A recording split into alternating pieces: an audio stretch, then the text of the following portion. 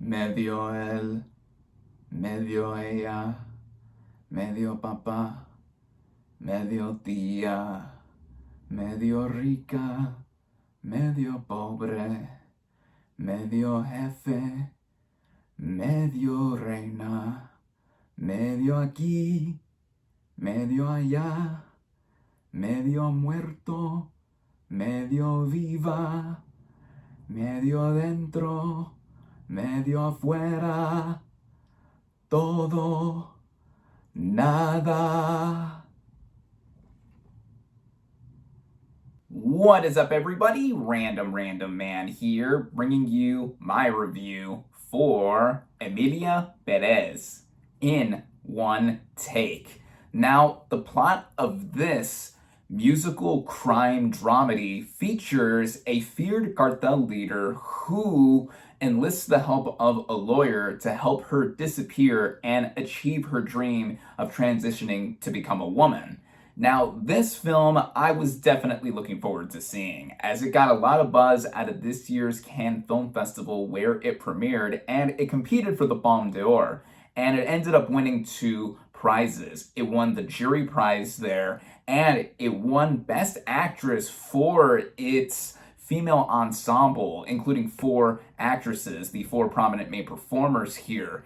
And with that, it got me more interested to see the film, not just with its awards notoriety, but also because of what it is. As I mentioned with what this movie is genre-wise, it's an interesting mix of different kinds of film stylings, and it's from a director whose work I've never seen before. This film is written, produced, and directed by Jacques Audiard. I apologize if I butchered that. My French is way less skilled than my Spanish. And from what I can tell from his filmography, he definitely has a certain taste with how he approaches films. The cast here definitely got me on board as well, and this is also the French entry for the Best International Feature Film category at next year's Oscars. So there's a lot going for it. So I sat down and watched this movie last night on Netflix, and starting out with the cast and their performances, we have Zoe Saldana as Rita. I'm going to start with her, as she is the first character we meet in this film. She plays this lawyer who we get quite a bit of backstory of initially. She's living in Mexico and is basically going day to day until she gets this call from this cartel leader so that she can go ahead and transition to becoming a woman after disappearing from her family. Zaldana is an actress I've always enjoyed, and I think this is easily the best performance I've seen from her in any movie. As here, she not only shows off her range as a dramatic actress, but her singing chops, which I didn't know she had, here I think were well used, especially in this one sequence at this gala dinner kind of thing. It's called El Mal, or The Bad, and she's singing and dancing in this red suit. She looks stunning here, and I think this is the clip that is going to be pushed for her awards consideration. I already see it getting passed around all over social media, and though she is the first person we see, and she is top billed in a lot of the marketing that I see, she's getting pushed for the Best Supporting Actress category, and she's the front runner right now, if I recall from what I've seen all over the place online. But yeah, I thought she was sensational in this movie. Then we have Carla Sofia Gascon as Emilia Pérez, the titular character, though initially she is presenting as this cartel leader named Manitas. Now, with her, she became, with the rest of the female ensemble, the first transgender actress to win an acting prize at the Cannes Film Festival, which is a big deal.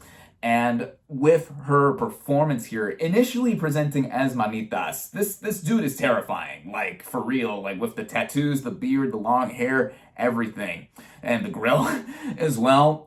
And you see her reasoning as to why she wants to become her true self, from the backstory we get with her having gender dysmorphia, and also just with the life that she was living and having regrets as being this feared leader of the drug trade. And when she does transition to be Emilia Pérez, she gets a lot more, I think, to do, and also with the character turning over a new leaf into what we see more in the second and thirds of the film. And I thought her performance was quite great in simple terms. Great, great, great. There's so many moments that she has also with singing and also having this poise about her to be able to show that the movie is centered around her, technically, with her being the titular character and also having all these threads connected together, the relationship that she has with Rita, and then also her now widowed wife, supposedly, and that's Jessie, played by Selena Gomez. And I've been basically a lifelong fan of Selena Gomez, going back to the days of Barney, where I didn't know that was her until obviously way later. Disney Channel, of course, her being a pop star. Her going back to a bit of acting here in front of the camera, also her performing in Spanish. This movie is mostly, in terms of its dialogue, spoken in Spanish since it takes place mostly in Mexico. I think that her character, of the three prominent leads here between her, Zaldana, and Gascon, she has the least development. I think it's because of the nature of her character being this eventual widowed character, and her just having a lot of this mental fallout from what she has gone through in thinking that her husband is dead, and then going around with her kids, then going back to Mexico eventually when the second third of the film pops up. She also sings in Spanish here, and her singing in Spanish is nothing new from what I've heard. She had an EP called Revelación, where she was nominated for a Grammy. That was great. And here, yeah, I thought she did well with the material. I mean, I'm thinking that she is also being pushed for Best Supporting Actress along with Zaldana, but I think Zaldana has the edge while Gascon is being pushed into Lead Actress. And I think any of these nominations for these three are going to be well-deserved anyway. And there's also Adriana Paz, who plays another character. She also won the Best Actress prize at Cannes along with the other three aforementioned leads here. And she is someone who doesn't have that much to do either. She comes in later into the movie, I think about more than halfway, and she strikes up a relationship with Emilia Pérez. But I think she has a lot of heart in the movie. I think there's a lot of soul flowing within what she does, and the integration of how there's a sense of hope and optimism, even with the situation that the country is being portrayed as, or specifically in DF, Mexico City, as well. And then the last prominent player is Edgar Ramirez, who plays this dude that Jessie falls in with after she returns to Mexico. And there's not really much to him either. He's just there to basically be the one dude of this movie and the guy that Jessie is seeing, and that creates some conflict as well. So the performances here, I think, are outstanding across the board with our main leads. And then we get into the writing and, by extension, directing by Obiad. This is a film that's based on an opera of his, I believe, which in turn is based on something else entirely. So double adaptation right here. And this is unique because of the blending of genres that we see and just how the movie's portrayed, and how we get a lot of focus with Rita in the beginning. And then we go into the second act, and then we get more of Emilia Pérez, because the time jump that happens in between the first and second thirds is by about 4 years, and we see all these characters eventually come back together. And Emilia Pérez is not just posing or presenting now as this person, but also now as the aunt of her kids, even though those are actually her sons, and then all three of the characters getting further connected back. And again, the character turning a new leaf in the second half, trying to make her actions as a cartel leader past her. And I think with that, the movie has a lot of compassion. And there's a theme of identity as well, not just with the whole transition angle for Emilia Pérez. And when put in with the music and every other styling that the movie has, it makes for a musical at the base, unlike something that I've seen in recent memory. The music, the songs were done here by the French singer Camille, and the shout out also for the creative side has to go to the original score and the choreography mixed together with a musical, because it felt very grounded in some senses. It felt like it was kind of rough around the edges in terms of having the musical numbers and such. I mean, all of the leads show off some of their singing chops here in various moments, Zaldana especially in the beginning. And I think with how it is blended, I think it shows that the music, with characters abruptly, singing to express their feelings, that's usually how it goes with musicals anyway. I mean, you look at last month's Joker Folie deux, and everyone, mostly, I think most people just being put off by how that was a musical, even though that was clearly marketed as such. This is a musical right off the bat, and I don't think it's as jarring to see this all come together because the movie is going for such a specific edge in terms of how it is having the story flow along. I would equate this as kind of being like a telenovela or a Spanish language soap opera. I mean, my heritage, I am of Mexican descent, yo soy mexicano, and I'm familiar with that growing up with like a bunch of different kinds of those stories like La Rosa de Guadalupe or other stuff like that. I wouldn't necessarily equate it that much to it as a one-to-one translation though, because this is not as over the top as those kind of programs or anything like that. This is more theatrical. It feels a lot of ways that this was translated from a stage kind of setting and then put into a cinematic landscape. And I feel that it works mostly with how we see the story progressing and just how these characters are going about the way of their actions and just how there are consequences that eventually loom in. It's not immediate per se, and how it is all spaced out. The movie runs at about 2 hours and 10 minutes, and I thought that was pretty well done in terms of how it goes, and we're balancing out the drama versus all of the song and dance sequences here. And the way the movie is shot, this movie is quite stunning. Even seeing it on the TV behind me over here last night, I think that with a lot of the lighting, and there's some trippy, like, dreamlike moments in here. One moment where Selena Gomez's Jessie is singing, she's basically just having this like mental breakdown of sorts of just after having moved back to Mexico. And then the only other big song sequence she has is this karaoke number for the song El Camino, or Mi Camino, I believe it's one of those two. But yeah, she shows that off here, and then with some more grand scale moments when we see like more members of the background players that come in with the ensemble and singing and dancing.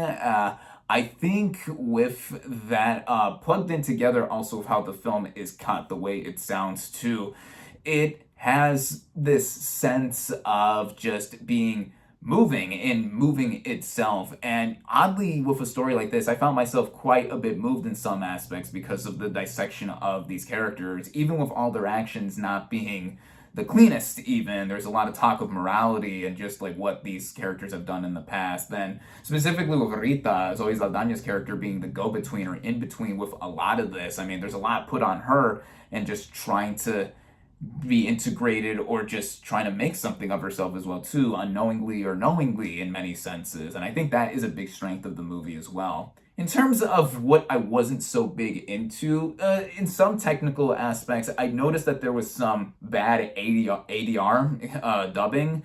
I mean, it wasn't with the singing specifically. It was actually in some dialogue moments where like the mouths were moving and they weren't lining up with what was being said. I mean, that I noticed from time to time. There was like some moments that was there. And then when getting into the third act doesn't necessarily come out of nowhere or it goes for something so overt, but I think that it was a bit rushed with what was happening because the second act is such a huge chunk of the movie and trying to reestablish the characters in such a new setting 4 years on after we're initially introduced to them. And yeah, I felt that it could have been drawn out a bit more, or at least had more oomph, I feel, within, because it all comes to a head at a certain point, and then it ends on this more tender, more soft musical number that I thought was great, and I thought made the movie come together and just back up what it was going for thematically as well too. And yeah, this is unlike something that I've seen compared to other musicals as of late. And it's not necessarily going to strike a chord with everybody like it did with me. I mean, all the song sequences, all the musical sequences, they're in Spanish, of course, they're sung in Spanish. I still watch the movie with subtitles anyway. And yeah, the translation, that's another nitpick I would say I have with the movie. The translation from Spanish to English in the subtitles is not all one-to-one there as well. Some words are just either completely flipped or they're just not translated. But yeah, that's Netflix for you, I guess. But yeah, either way, it was there like that. But I think that, some of the nuances of the language I was able to pick up on, and others will not. But even if you're watching with subtitles on anyway, it's like, okay, you're either going to be with it or you're not, because there's some suspension of disbelief, as there is with some musicals or any musical, because of what this was specifically blending and being harder edged and a darker story too. But I thought it mostly worked. I thought it really worked. I think this is a strong film altogether, and I'm surprised that this is a festival film that was on the festival circuit. I think it also picked up a placement at this year's Toronto International Film Festival too. So this is getting quite a bit of a push in terms of this award season. It's Netflix's biggest push for sure, I think. Audiences are not going to be so into this unless you're just going to be taken with the movie and just go on that camino or that path with the story that it's trying to tell, because it is so out there in some ways. It is different, but that is a lot of credit that I have to give this movie and how entertained I was, and just also mostly taken by the performances as well too. I think they're going to be very strong contenders in this awards season, I think. And yeah, I think that this is a very good film. I think that for anyone who's into these actresses, the main actors, or anyone in this movie, or I think possibly if you've seen Olivia's past work, I definitely want to go into some of his past work after seeing Emilia Pérez. This is a film that I would give a strong recommendation. I think it is solid. I definitely recommend it. If you've seen some of the marketing or the trailers and you're put off by that, or if you just don't like musicals, no, this is not going to be for you regardless. But in any sense, yeah, I really enjoyed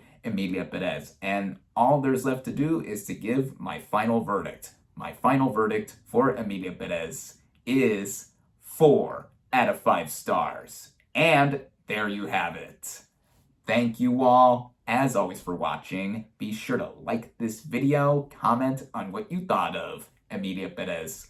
Social media links in the description. Subscribe to my channel for more, and I'll catch you on the next movie review.